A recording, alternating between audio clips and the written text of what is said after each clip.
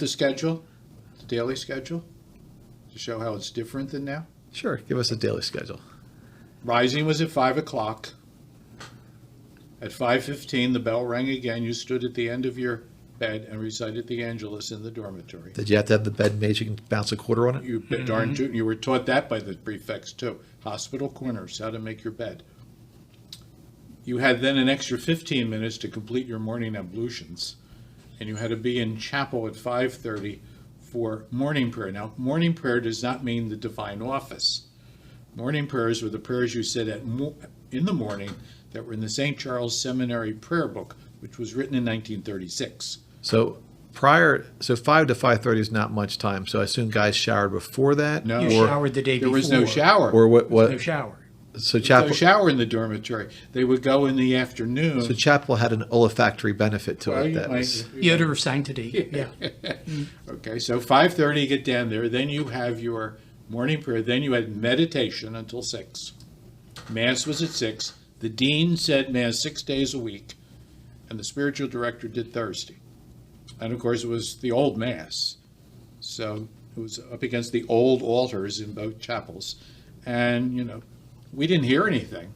It was all done very quietly. And we all had to have a copy of the Missale Romanum, the small edition, so that we could follow along with what was going on. Now, sometimes we got a big break when we had the funeral masses. Every priest in the archdiocese, when he died, was entitled to 2 requiem masses to be celebrated here at St. Charles, 1 in each house.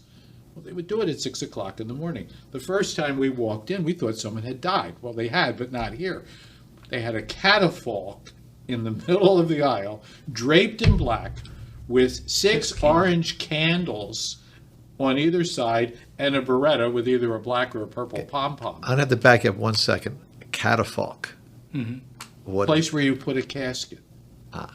They still use them if they have a wake here, like when John Foley died and John Miller, and they don't put the casket on the floor. They have to put it on something to elevate it. That's a catafalque. And so I thought you were cursing at me, but thank you. that was draped in black. It was a black draping with silver lining on it, as I recall. That was the silver lining, I guess. And at 6 o'clock, you would have a solemn requiem mass with deacon, subdeacon, and celebrant, and the choir up there at 6 a.m. doing the Dies Irae as best they could. All right, so that's Mass. Mass ended maybe 6:40, 6:30, 6:40. You went back to your room in case you had anything to do back there. You then stood in a double line in the corridor outside what are now offices. They were then study halls. The bell rang at 7 and you marched in silence, double file, and reported to your proper seat at the proper table. And then you had breakfast, usually in silence. And when breakfast is over, you went back to your room from 7:30 to 9 and had an enforced study period. And the prefects enforced it. If you were a new man, you didn't have a room. So you had to go to the study hall, and the senior prefects would preside there to make sure you didn't talk or do anything like that you were really studying. So that took you to 9 o'clock. And then 9 to quarter to 12 was class, 3 periods of different lengths. The first would be 55 minutes, the second would be 50 minutes, and the second would be 45. God knows why they weren't all 50, but that was the way it was. So at quarter to 12, you then went to the chapel for spiritual reading or rosary. They could, sometimes they do one in the morning and one in the afternoon. And then you went in for your main meal at 12:15. When that was over, you reported to class at 1:15 for the next 2 classes.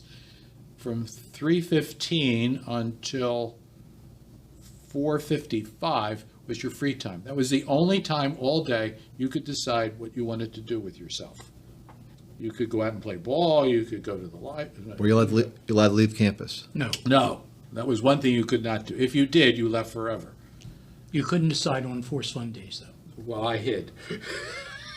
Tuesdays and Fridays, you had to We go had a out. dean that got into the physical fitness thing, and he started something called force. We prayed for rain on Tuesdays and Fridays. It was canceled. And your whole class is known for their athletic abilities. They That's, thrive you for got that. that right. How about your class? Were you? My class loved it. They were all Ours athletes. didn't. So So forced fun, just sorry to follow up on that. Was there organized activity or just like anything? No, you just scrimmage? go out, Like play volleyball. play volleyball. You couldn't play football, as I no, recall. no, football was forbidden Football was because there banned. was a death From football. in the 1930s from football. And so it was, Doherty decided that no more football. How about kill the carrier, where you like give the guy the ball and you tackle him? This is a macabre story, but it's true. When Doherty announced that there would be no football, whoever the dean was at the time, or the rector, announced, "Gentlemen, the last football game at St. Charles Seminary has been played." And somebody yelled out, "What was the score?"